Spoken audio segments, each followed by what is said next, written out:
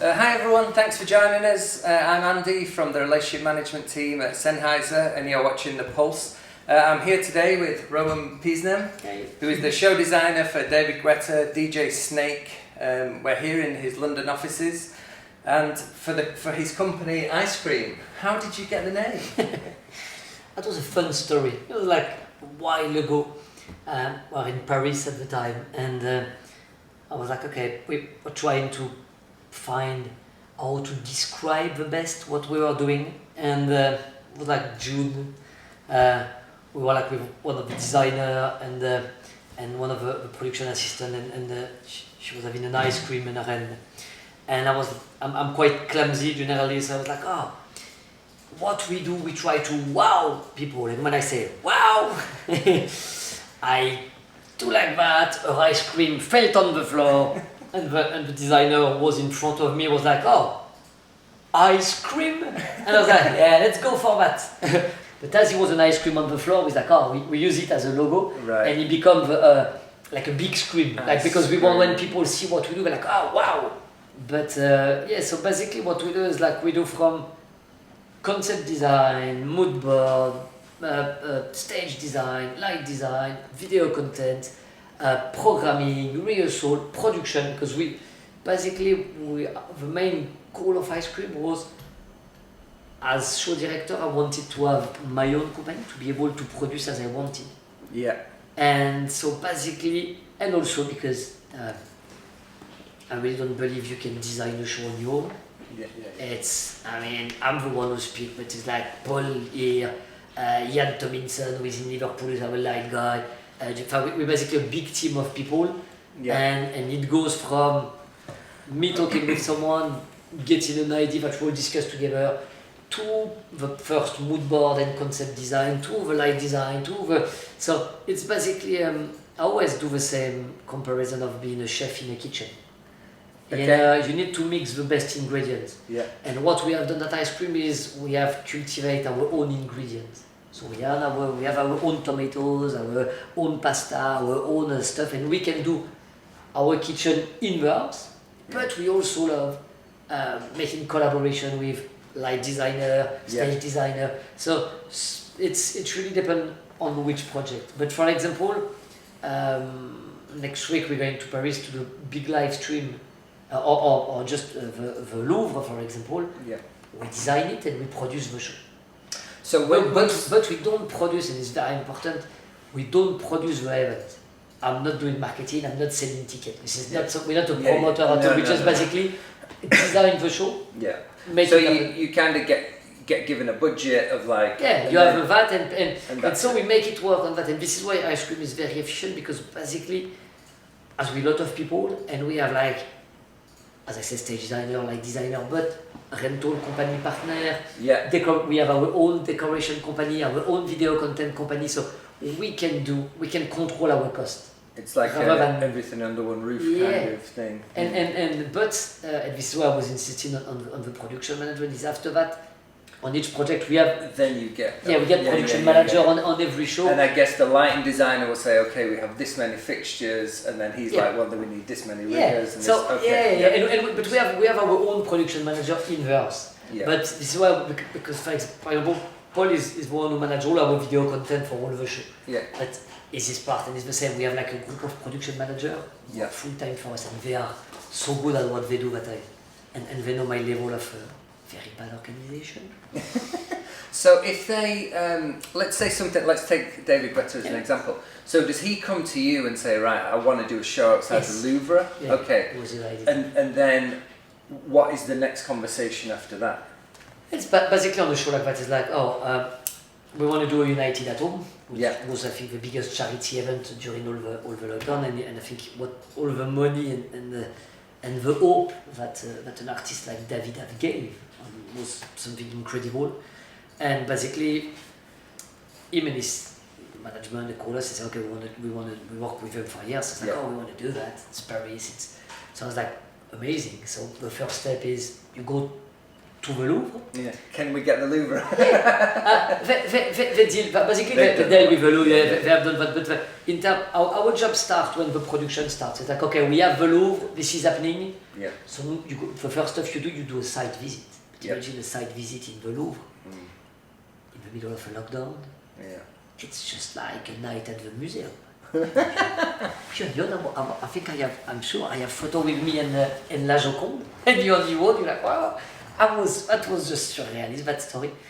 And suddenly you realize you are at the Louvre, which is basically just the most amazing, one of the most amazing museums in the world, with an amazing team of people, very passionate, very welcoming, it was very cool.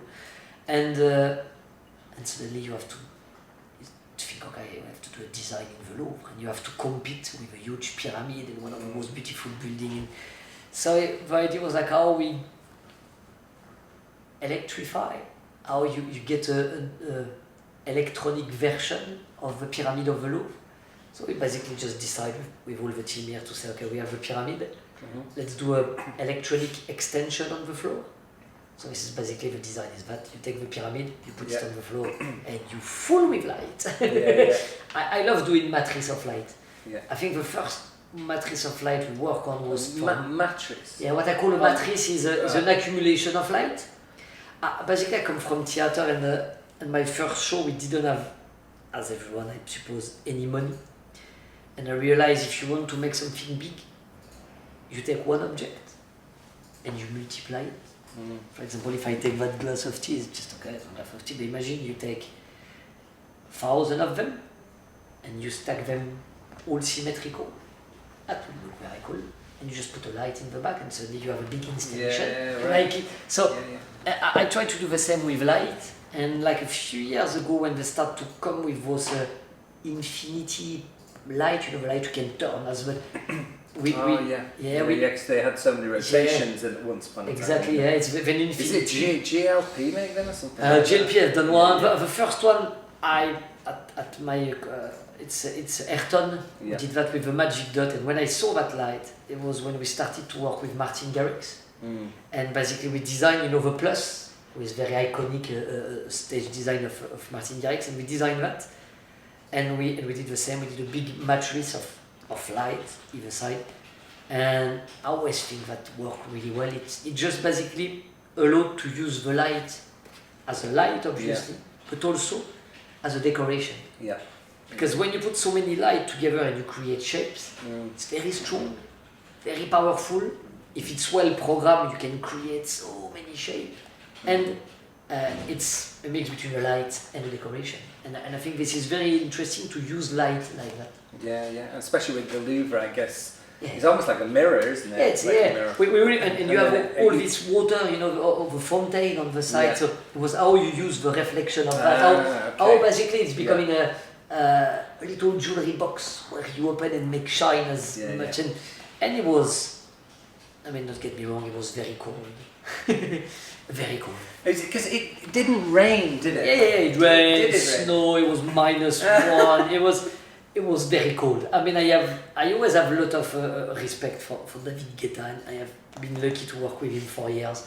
But to be honest, playing more than 1 hour outside at 0, -1, 1, under the rain and snow, the dexterity you need to with no crowd, cold fingers. Because it's a proper mix. So when you have that was something. Definitely, I was like, we were all in our front of house a bit warm, and I was like, we can handle that, and that was and I think I was very happy with the result, because I think we use show light as decoration, and light also as an architectural element. So basically we use really the light also to make the building to highlight all the architecture of the building, and I think that was essential when you have such a, and it was in the middle of the curfew in Paris, so you had no one in the street. So it was really a special atmosphere at that time. Did you have any problems with people trying to come and have a look? No, because it was total lockdown. You're not allowed to be on the street. The problem we have was more us being in England, travel to France. Yeah, right. It was complete because it was the week that all the borders closed totally. Yeah. And we're like, okay, we really need to do that, and obviously we find a way to make us travel there. But yeah. Cool. And then, did you do the one in? Did you say that you did the one in Dubai Yes, as well? yes. Is Yes, there Dubai was is there an image on? I think you have an image of it. That's this one. This was the Burj Al Arab. Le Burj Al Arab is one of the most iconic, I think, buildings. No, this is Paris. This is crazy. That was the last show before lockdown with DJ Snake. Oh wow. Okay. Lasers. The lasers are out. Yeah, it's 200. And is this on Kinesis? Does this move up and down? No, just because it's video from the top. But let's. And then what is this one? This is the same. The same. That look like the Arc de Triomphe. This is an LED. Oh shit! That's inside. Yeah. This is an LED screen. I thought that was the. Yeah. Great. I'm very happy for you. I'm going to show you Oh, something. mate, that looks incredible. This is the David Guetta show, so you know which one it is. I did see it, you know. There was already the screen on the floor, lot of light. Wow.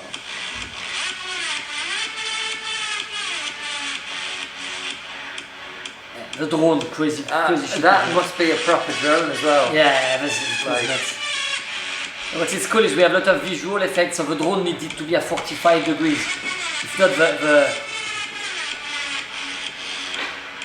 So do you firework, the drone. do you have a, I don't know the name of the do you use a program, a software program to see it first, to get an idea? Yeah, we on light we have what we call a WYSIWYG. WYSIWYG, that's we use that for the light.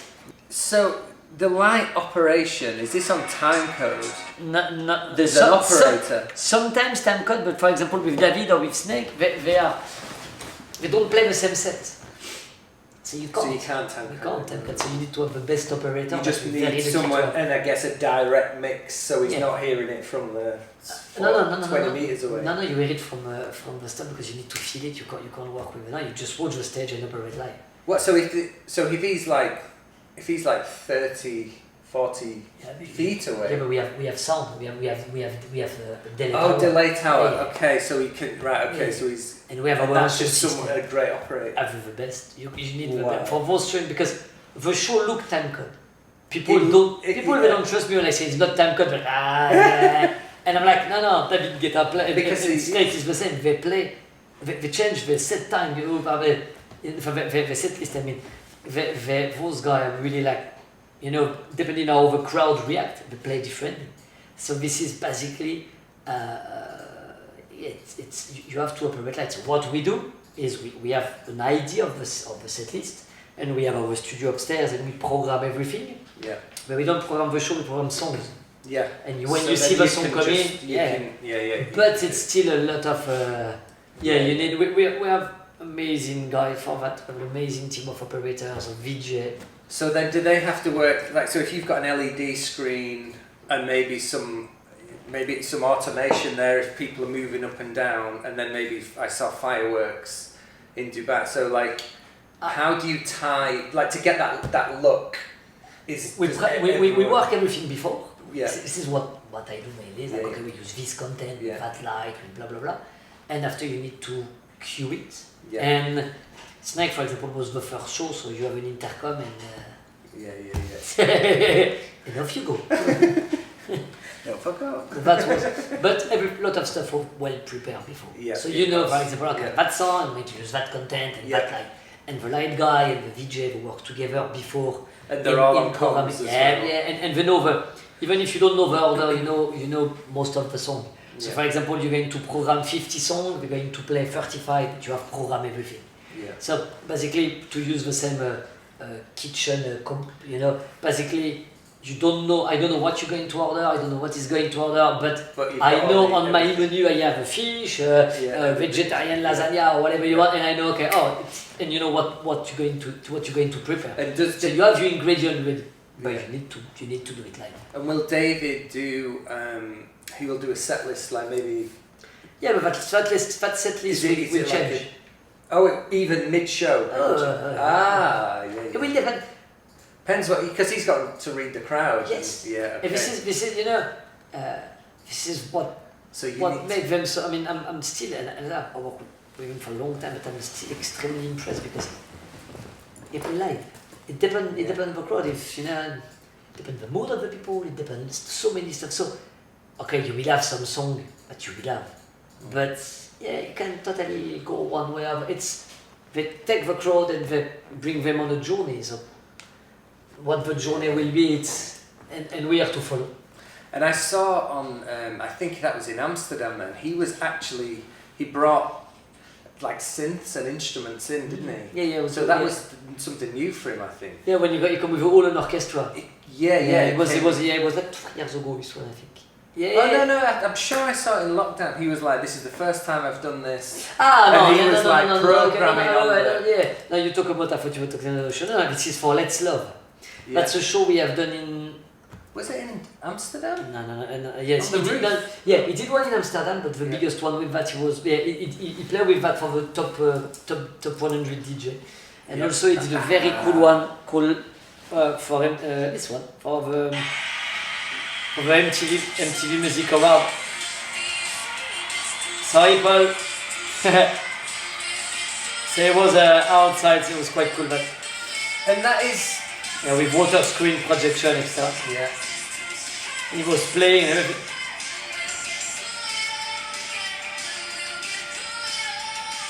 Okay, so then that leads me to a question of, like, I see the kind of, what would you call it, like a ring of light. Yeah.